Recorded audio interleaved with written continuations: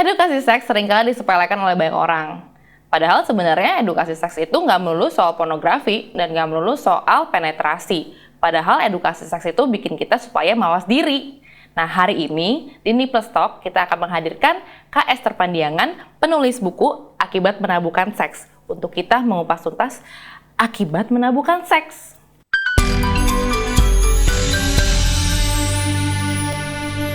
Nah, sekarang kita bersama Kak Esther Pandiangan. Kak Esther ini penulis buku Akibat Menabuhkan Seks. Dan kemarin aku waktu terima buku ini, aku langsung baca sekitar 2 jaman. Terus aku tertarik banget, makanya sampai ada talk ini bersama Kak Esther. Mungkin Kak Esther bisa sedikit menceritakan kenapa Kak Esther akhirnya menulis buku ini. Ya oke, jadi sebenarnya itu aku dari 2008 bekerja pertama kali sampai sekarang itu memang aku tertarik dengan isu-isu seks gitu ya, baik dari segi kesehatan maupun dari urban life seperti itu. Kemudian jadi sebenarnya Akibat Menabuhkan Seks ini kumpulan tulisan aku dari 2019 sih yang aku kumpulkan, kemudian aku terbitkan secara mandiri gitu. Jadi ini semacam kayak aktualisasi diri gitu sih, dan aku merasa tema seks itu kayaknya perlu dibaca oleh banyak orang sih, karena banyak orang yang masih suka menabuhkan seks gitu dan menganggap kalau kita ngomongin seks itu selalu urusannya soal kenikmatan ataupun soal penetrasi gitu, padahal seks itu di luar itu sih. Jadi seks itu bahasan ataupun tema-tema seks itu di luar soal kenikmatan aja gitu. Iya, aku setuju juga sih soal itu. Iya. Di buku ini Kak, menurut Kakak topik yang paling menarik ketika Kakak mengulas topik itu yang mana? Secara keseluruhan itu menarik semua gitu. Pasti. Ya. Tapi aku paling suka itu tentang ini sih, tentang apa, jangan hanya takut pada kehamilan tetapi takutlah pada herpes dan teman-temannya gitu. Berarti ini soal kondom? Iya, kondom dan tentang infeksi menular seks gitu. Karena menurut aku sih banyak orang yang masih menganggap remeh penggunaan kondom seperti itu sih. Aku setuju, apalagi di era sekarang ini ya. Iya benar. Mereka tuh mikirnya ya kondom tuh cuma untuk mencegah kehamilan, mencegah bukan yang lain-lainnya. kehamilan. Jadi mereka nggak merasa kondom itu quite important untuk digunakan pada saat melakukan hubungan Benar. seksual. Gitu Iya, ya. dan kemudian juga orang menganggap partner seksnya itu sehat gitu cuma dari segi penampakan doang gitu. Padahal itu nggak bisa dilihat dari sana ya. Iya, tidak bisa terdeteksi gitu. Karena justru kalau penyakit herpes itu ketika kita udah kena penyakit herpes dan dia lagi nggak kumat, itu nggak kelihatan gitu, gitu. dari organ intimnya gitu, kalau dia memang lagi kena herpes seperti itu sih. Jadi memang banyak infeksi menular seks yang Tidak kelihatan. Iya, tidak kelihatan. Kasat mata gitu Iya, ya. benar. Jadi itu mungkin dicek lalu baru tahu, dan makanya itu pencegahannya melalui penggunaan kondom sendiri ya. Seperti itu. Oke. Iya, sama satu lagi nih, aku memandang itu banyak perempuan ya, aku nggak mengeneralisir ya, tapi berdasarkan pengamatan aku banyak perempuan yang terkadang itu kayak menyepelekan penggunaan kondom gitu atas dasar dia merasa dia udah klik dengan si laki-laki ini, dan dia ketika si laki-laki ngajak dia melakukan hubungan seksual tanpa kondom, dia mau aja gitu karena dia merasa si laki-laki ini the one gitu. Padahal kalau misalnya kita hitung-hitung berapa kali sih kita ketemu sama laki-laki, apakah semua laki-laki itu the one gitu, dan apakah dengan semua the one kita melakukan hubungan seksual dengan menggunakan kondom. Seperti itu sih. Jadi kalau misalnya kita diurut-urut itu udah banyak sekali kan pasangan seksual kita yang beresiko menularkan infeksi menular seks, seperti itu sih. Betul, karena memang kita juga nggak mungkin nanya-nanya dulu, nggak mungkin nanya di awal kamu udah pernah tidur sama berapa perempuan atau kamu udah tidur sama berapa laki-laki gitu kan ya. Tapi lebih kayak ya udah toh dicegah aja, kenapa mesti ada rasa merasa dia the one lalu baperan nggak pakai kondom gitu kan ya. Iya benar sih, karena memang juga berdasarkan pengalaman pribadi dan juga obrolan dengan ini sih sesama perempuan gitu ya, memang perempuan itu terlalu emosional dan gampang baperan sih gitu. Iya seperti itu. Nah kalau tadi itu yang menurut Kak Esther paling menarik, tapi buat aku yang paling menarik setelah aku baca buku ini adalah ada 2 hal. Pertama itu soal menstruasi, dan yang kedua itu soal perempuan baik-baik. Nah, ini menarik banget buat aku. Nah, yang pertama itu kenapa aku keinget banget sama si menstruasi, karena aku inget pada saat aku mendapatkan menstruasi pertama, aku tidak teredukasi dengan benar menurut aku. Karena akhirnya aku sadar dong setelah aku mendapat edukasi di umur dewasa, aku baru realize kalau ya dulu pada saat aku pertama kali menstruasi aku tidak mendapatkan edukasi yang benar tentang menstruasi itu sendiri. Cuma yang dikasih tahu oleh orang tua aku adalah cara-cara menyelesaikan si menstruasi ini. Misalnya menggunakan pads, lalu mencuci, dibungkus yang rapi, dibuang. Cuma sebatas itu dan gak dikasih tahu kayak apa sih sebenarnya mens tuh abis itu mesti ngapain atau apa yang harus dilakukan, apa yang kamu perlu tahu tentang menstruasi itu sendiri. Dan ini bener-bener relatable banget dari buku ini ketika aku baca, dan that's true gitu loh. Dan juga yang soal perempuan baik-baik ini yang sebenarnya aku pengen discuss banget sama Kak Esther. Karena yang di bagian, nih aku cek dulu ya. Menjadi perempuan baik-baik dalam upaya menjadi istrimu. Kenapa Kak Esther sampai menulis yang tulisan ini? Ya, aku nulis ini karena memang berdasarkan pengalaman pribadi dan aku ngelihat bagaimana sosial juga menuntut perempuan itu harus seperti apa gitu.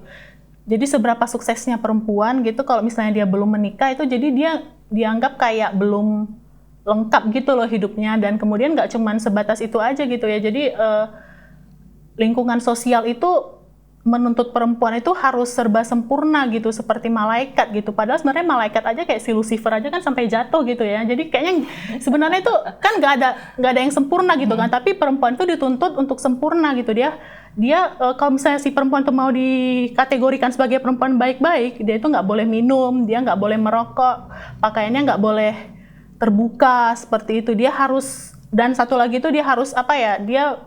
Dia harus tetap perawan gitu sebelum sampai akhirnya dia menikah gitu. Jadi dia harus menyerahkan keperawanannya itu sama laki-laki gitu. Yang dia nikahi gitu ya? Iya, sama laki-laki yang dia nikahi, calon suami dia. Padahal value-nya seorang perempuan nggak cuma itu doang ya. Iya, dan di satu sisi laki-laki tidak dituntut hal yang sama gitu. Kenapa perempuan harus dituntut serba sempurna sedangkan laki-laki tidak, seperti itu sih. Jadi itu salah satu mengapa akhirnya aku menulis ini ya, karena ada kegelisahan seperti itu sih. Bahkan di zaman modern sekarang ini seperti itu, tuntutan-tuntutan yang tadi aku katakan tadi itu masih ada gitu sama masih perempuan. ada banget, karena ini juga happens to me juga Kak. Jadi sering terjadi seperti ini di lingkungan aku yang dulu lah ya. Jadi kalau pria-prianya ini bisa tidur sana sini, tapi dia akan mencari calon istri yang nggak tidur sana sini. Jadi dia akan mencari calon istri yang kalau bisa perawan, yang ia akan dia nikahi itu yang perawan. Padahal ya sebenarnya dia juga lari sana sini untuk tidur sana sini. Jadi kayak double standard nggak sih? Iya benar, itu juga sering aku temuin sih sampai sekarang ya. Iya benar. Bahkan aku lihat juga di tulisan kakak, ini berdasarkan pengalaman pribadi kakak sendiri ya. Iya benar. Yang soal mendapati pria ngomong kayak gini ya? Iya, karena waktu itu berdasarkan yang aku tulis itu dia jadi ngajak aku ketemuan, tapi aku nggak mau gitu karena menurut aku sih dia ngajak ketemuan itu nggak masuk akal gitu loh, malam-malam dan harus ke kantor dia seperti itu. Kemudian karena aku menolak ajakan dia menganggap aku bukan perempuan baik-baik, dan karena aku nggak nurut itu, jadi itu adalah salah satu alasan kenapa aku sampai sekarang belum menikah gitu. Dia bilang, pantesan aja kamu umur 30-an masih single gitu. Seperti itu sih. Dan dia ada menyebut kalau misalnya aku perempuan baik-baik, dia bakal ngajak aku bakal ngenalin aku ke orang tuanya gitu. Padahal sebenarnya definisi perempuan baik-baik itu ya nggak cuma nurut doang ya kan? Iya bener sih. Dan nggak cuma, maksudnya gini, kadang-kadang aku juga bingung sih, apa sih sebenarnya standar laki-laki ini yang dibilang yang so-called perempuan baik-baik gitu?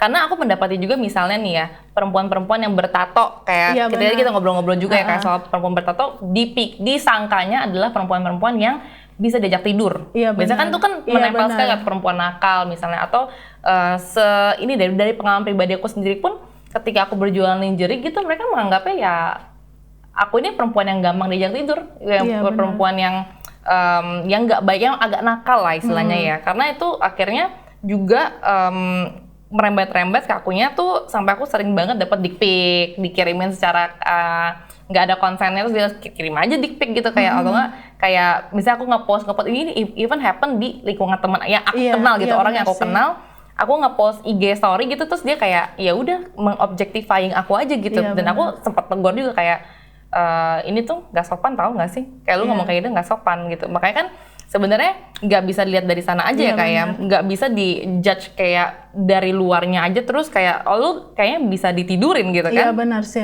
Jadi kayak ada anggapan salah satu kriteria perempuan baik-baik itu ya dia nggak boleh ngomongin soal seks juga kayak gitu. Aku juga sering dapat ini sih kayak seperti ajakan ataupun tanggapan gitu loh, karena aku menulis tentang seks gitu kan. Jadi kayak aku dianggap kayak bukan penganut monogami juga, serba gampangan seperti itu sih. Atau kalau nggak, karena kita sering ngomongin seks, kita dipikir sering banget nge-seks atau Iya, kita hyper-seks gitu ya? Iya benar. Padahal enggak, itu bukan case-nya gitu Nah kan? itu aku pernah suatu ketika itu aku pernah menjelaskan gitu, kalau ini sebenarnya memang aku seneng aja gitu, dan kenapa kamu beranggapan kalau aku gampangan seperti itu. Nah kemudian jawaban dia ke aku adalah, ya udah makanya kalau nggak mau dianggap seperti itu ya jangan ngomongin itu, seperti itu sih. Padahal sebenarnya seks itu, ketika kita ngomongin seks ya kayak, itu kan nggak melulu tentang penetrasi. Iya benar, iya benar, aku sangat setuju sih itu. Selain kalau kakak sendiri nih, kalau kakak kan sering ngomongin si seks ini kan, Iya, benar. selain kalau kita ngomong bukan hanya tentang penetrasi, apa yang kakak discuss juga selain itu? Tentang kesehatan sih. Kesehatan seksual Kesehatan dan pentingnya ini ya, pengetahuan tentang seks, supaya ketika kita pada akhirnya mengambil keputusan untuk melakukan hubungan seks, kita itu atas dasar udah ada punya pemahaman dan kesadaran seperti itu. Jadi kalau aku menganggap sih, ketika kita udah mendapatkan pengetahuan yang baik mengenai seks gitu, itu bisa meminimalisir sih resiko-resiko yang nggak ingin kita, resiko-resiko inilah yang buruk kalau terjadi gitu. Salah satunya adalah kekerasan seksual kan. Seperti itu sih kalau aku menganggap. Karena memang sebenarnya seks edukasi itu ya pentingnya supaya kita tuh tahu dan kita bisa responsibel ya, bertanggung jawab atas tindakan-tindakan yang kita lakukan juga ya Kak ya. Benar, dan paling utama itu adalah aku selalu menekankan sih, di buku juga aku bikin, terus di diskusi-diskusi sebelumnya aku juga menekankan bahwasanya pengetahuan tentang seks itu yang paling tonggak utamanya itu adalah sumbernya itu dari keluarga, seperti itu. Jadi kalau misalnya anak sejak kecil udah tahu udah diberikan informasi mengenai kesehatan seksual gitu ya dia kedepannya juga bakal dia punya istilahnya kayak punya fondasi dan punya kayak semacam pegangan gitu loh, ketika dia berada di suatu situasi ataupun di suatu momen di mana dia harus mengambil keputusan, dia jadi punya kayak direction gitu loh, ini ini nggak boleh, ini nggak boleh, seperti itu. Nah jadi salah satu contoh nih, pembacaku tuh pernah cerita ke aku gitu, bahwasanya dia pernah mengalami kekerasan seksual itu ketika dia kelas 5 atau 6 SD, atau kayaknya sebelum kelas 6 SD gitu kan. Dan dia baru tahu kalau itu kekerasan seksual ketika dia sudah duduk di bangku 3 SMP gitu. Berarti takes 3 years ya sampai dia akhirnya tahu kalau iya, itu dan kekerasan itu seksual. kalau menurut aku kenapa dia sampai nggak tahu itu ya, karena dia nggak diberikan informasi gitu kan mengenai kesehatan reproduksi, kesehatan seksual gitu, bagian-bagian apa yang tidak boleh disentuh oleh orang lain, seperti itu sih. Jadi makanya aku, seperti yang tadi aku bilang, sangat penting gitu buat orang tua untuk mengedukasi anaknya mengenai kesehatan reproduksi, seperti itu. Adalah akibat menabuhkan seks sama teman. Iya, jadi seks itu bukan, ketika kita ngomongin seks itu kita bukan cuma ngomongin soal kenikmatan, bukan soal penetrasi, bukan soal oral seks. Ketika kita ngomongin seks itu bukan karena kita sangean. Kita perlu gitu ngomongin seks supaya kita bisa mencegah hal-hal yang tidak diinginkan terjadi gitu, mencegah kekerasan seksual gitu. Mencegah pemerkosaan juga kali iya, ya. dan gitu kita punya punya tonggak gitu, punya fondasi ketika akhirnya kita memutuskan untuk melakukan aktivitas seks gitu, kita tahu gitu resikonya seperti apa gitu. Ini aku setuju juga sih Kak. Karena ini bukan cuma berdampak pada kesehatan fisik aja, tapi kesehatan psikologi. Iya, psikologis, mental gitu. Setuju aku juga. Nah, Kak Esther sendiri nih sebagai penulis kan pasti Kak Esther sering mendengarkan cerita-cerita dari orang-orang ya. Menurut cerita orang-orang ini dan menurut pengamatan Kak Esther sendiri nih, intimacy before sex atau after sex?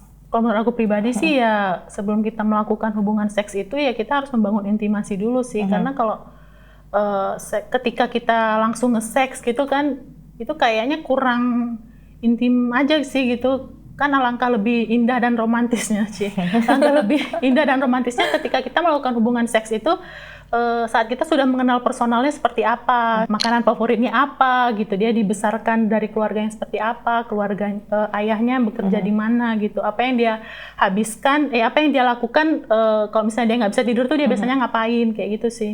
Jadi kalau misalnya langsung nge-seks gitu ya, aku menganggap ya, menurut aku pribadi itu kayak cuman dapat nikmatnya doang gitu loh. Jadi ketika hubungan itu dibangun cuman berlandaskan seks doang, suatu saat ketika terjadi ketidakcocokan seks, itu jadi lebih rentan sih gitu untuk putus gitu. Dan aku pernah membaca juga di jurnal psikologi bahwasanya pasangan yang lebih duluan melakukan hubungan seks sebelum dia membangun intimasi itu lebih rentan untuk lebih rentan mengakhiri untuk hubungan. Iya, lebih rentan untuk berakhir sih hubungannya. I Seperti itu sih. see. Nah, apakah ini menjadi sebuah tren di kalangan milenial sih, Kak? Nah, kalau aku memandang sih iya sih, karena kenapa aku bisa bilang gitu ya, apalagi sekarang ini kan penggunaan aplikasi dating itu kan udah makin ini ya, Banyak, marak ya. dan pilihan aplikasi dating kan juga banyak gitu kan. Jadi rencana awal sih mau nyari pasangan hidup. Iya, mau nyari cinta sejati gitu ya, cinta sejati. Tapi pada akhirnya yang ketemu itu ya seks kasual gitu loh, seperti itu. Tapi ini benar sih Kak, karena mungkin dulu zaman aku masih kuliah gitu ya, karena aku juga udah adalah dari dating apps ini, cuma dulu memang bener-bener untuk berkenalan dan untuk menjalin relasi sebagai teman gitu ya, teman dulu ya. Cuma kalau sekarang nih ya, kalau ke dating apps aja nih ya, begitu kita match sama orang, yang pertama dilakukan adalah biasanya orang itu akan bertanya gini, kamu nyari apa di sini? Jadi langsung to the point banget nih, langsung nanya, kamu mencari apa? Mau mencari partner seks aja atau mencari pasangan hidup? Ketika kita baru serius mencari pasangan hidup, ya sorry gue nggak into it gitu kan. Jadi ternyata sekarang malahan dating apps ini banyakan dipakai, disalahgunakan oleh oknum-oknum tertentu lah ya. Jadinya bukan untuk mencari istilahnya mencari pasangan hidup, jadi mencari partner seks makanya. Iya benar sih. Jadi memang kalau aku memandang sih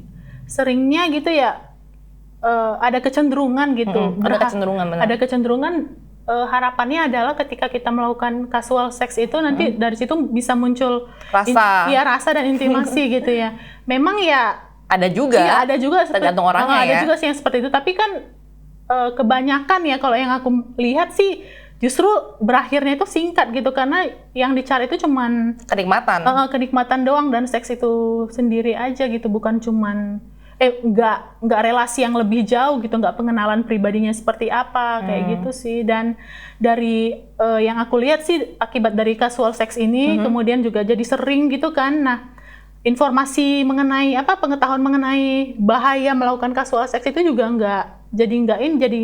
mereka nggak dapat gitu kan. Misalnya kayak penggunaan kondom seperti itu gitu. Jadi kayak disingkirkan gitu.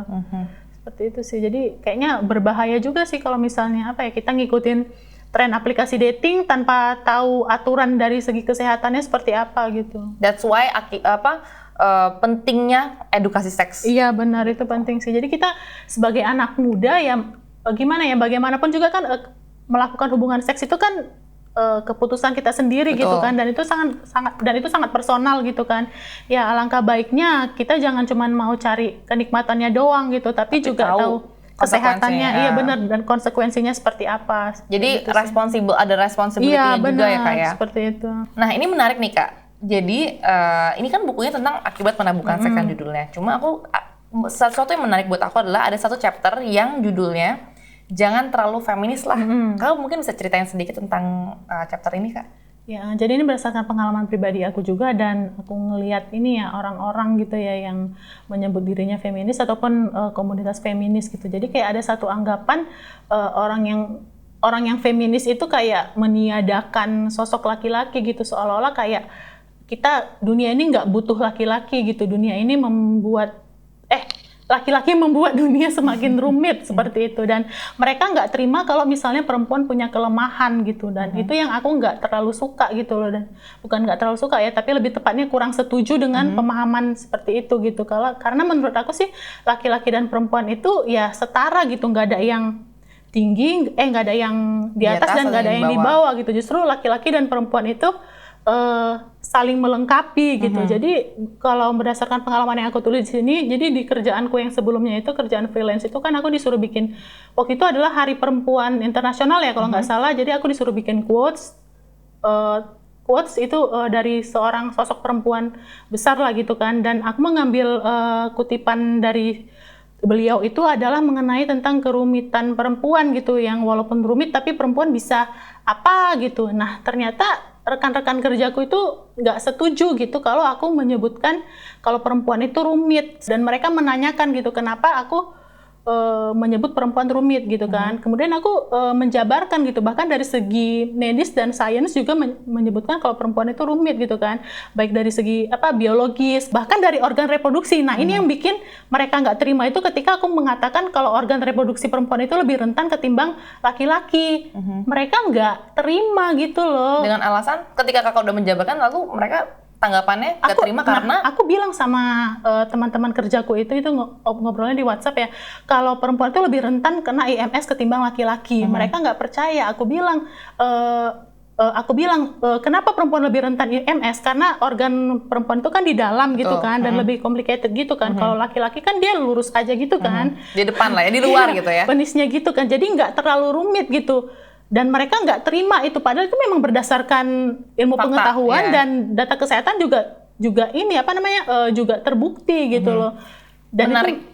Itu nggak diterima mereka seperti itu, dan makanya itulah yang aku bikin ya, makanya itu yang bikin aku judulnya begini, jangan terlalu feminis gitu. Seperti itu. Tapi memang benar karena di episode kita yang sebelumnya itu yang bersama Angsa Merah memang dijelaskan juga memang kalau emang organ tubuh perempuan, organ reproduksi perempuan itu karena di dalam kita harus melakukan kayak ngecek upnya tuh ya lebih rumit lah ya, lebih susah. Kalau laki-laki kan di luar ya kelihatan tuh kalau misalnya kena penyakit menular seksual, infeksi menular seksual langsung kelihatan di penisnya gitu. Sedangkan kalau perempuan nggak bisa, harus dicek secara USG atau dicek secara pap smear kayak gitu. Iya, bahkan kayak kutil kelamin gitu kan, perempuan lebih rentan gitu kena kutil kelamin ketimbang laki-laki gitu. Mungkin karena ini ya, kalau organ intim cewek itu kan lembab gitu kan, jadi kayak riskan pertumbuhan bakteri, jamur gitu. Beda dengan cowok yang dia los aja gitu kan. Iya benar kayak gitu sih. Nah itu yang nggak diterima mereka seperti itu sih. Aku bukannya kayak mau menempatkan posisi perempuan di bawah gitu dengan segala komplikasinya gitu, tapi memang berdasarkan fakta. Iya, berdasarkan fakta, dan Tuhan ataupun semesta menciptakan kita kan ya memang kayak gini gitu kan. Organ perempuan kan di dalam, laki-laki di luar seperti itu, serta hormon-hormon yang mengatur laki-laki dan perempuan juga berbeda kan. Itu kan juga membuat perempuan dan laki-laki itu berbeda dari sisi fisik, emosionalnya gitu loh. Kita nggak bisa menyamakan perempuan dan laki-laki. Pada akhirnya ya kita memang berbeda, dan justru itulah kita saling melengkapi seperti itu sih. Jadi aku bahkan nggak terlalu aku lebih senang ini sih disebut orang yang mendukung equality ya ketimbang feminis seperti itu sih. Karena ya laki-laki dan perempuan itu ya menurut aku saling melengkapi dan posisinya setara seperti itu. Oke. Dan sebagai seorang penulis buku Akibat Menabuhkan Seks Nikah, apa harapan kakak sebagai penulis kepada pembaca-pembacanya? Harapannya sih ya supaya ketika kita ngomongin seks itu ya nggak secara nggak tabu lagi, dan ya ringan aja gitu loh, sambil kita bisa ngomongin seks itu sambil makan pisang goreng dan minum kopi gitu. Karena ya seks itu kan sesuatu yang natural gitu ya. Bahkan kita ada di dunia ini, Ida ada di dunia ini, Esther ada di dunia ini ya karena aktivitas seksual gitu kan. Kenapa kita nggak ngomongin langsung aja gitu. Jadi seks itu nggak melulu soal kenikmatan ataupun juga soal kenikmatan dan soal cabul sih, tapi ya sesuatu yang ada tentang edukasinya, juga tentang romantismenya juga, kemudian kesetaraan dan bagaimana kita berelasi dengan pasangan ataupun berelasi dengan orang-orang lainnya seperti itu sih. Jadi ya sederhananya ya tanpa penghakiman juga ya. Iya, dan sederhananya ya seks itu bukan sesuatu yang tabu. Yuk kita ngomongin seks ya supaya kita sama-sama teredukasi seperti itu sih. Setuju banget sih Kak, karena ini yang membuat aku juga akhirnya di Niplets berani menyuarakan edukasi-edukasi yang tentang seks dan berusaha untuk membuat perbincangan soal seks itu nggak jadi tabu atau sesuatu yang menjijikkan gitu. Nggak selalu kan, karena emang nggak selalu seks itu adalah porno kan. Seks itu kan edukasi. Itu yang aku juga mau sampaikan ke teman-teman Niplets juga melalui programnya si Niplets Talk ini. Thank you banget Kak Esther udah bersharing, udah sharing di Niplets Talk kali ini, dan semoga sukses dengan bukunya. Iya, amin. Thank you semuanya.